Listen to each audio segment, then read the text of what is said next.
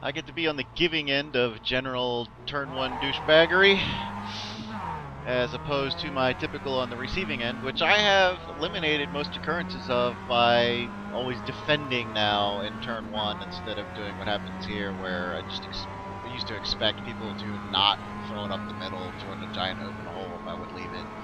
See here, we got a gaggle in front. There's nowhere we can go. 45-minute race on a major draft track, and he sets up for the optimal racing line, and then does a last moment cut for a hard turn in the classic cut nose scenario. But I have no presentation. It's just that his cut loses some velocity on the car, and boom, cut nose. So there's my safe rejoin.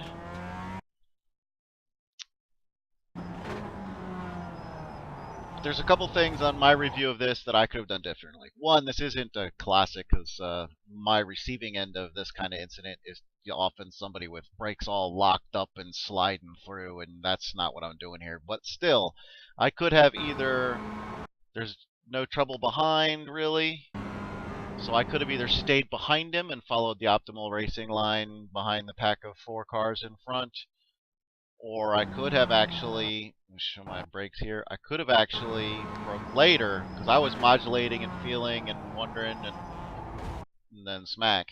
But I could have actually just thrown it in deeper and got that presentation in a classic late move scenario. But that's not my general bag, that's not how I generally race, so my intent here was just braking easy and hard, easy and meaning ahead of time, and just waiting for it. And he didn't go in tight early. There's no optimal racing line here in turn 1, lap 1, turn 1, because I mean you're not gonna pass anybody in the middle of the chicane. So him staying at, I guess he's hot lapping it here on that optimal racing line, but there's just no point. But yeah, so I didn't throw it up. I could have either broke way earlier and harder, or harder, because I'm not full threshold. So I could have broke harder and guaranteed that open door for him to cut through the apex there. Or I could have thrown it up in there deeper. For me, future reference, I'm more apt to break earlier, but then that's always scary because that's how I end up getting punted all the time. So I'm learning, I'm making adjustments. I almost went, this was me trying to go deeper and get that late move presentation. And here we go. Let's look at the lack of presentation.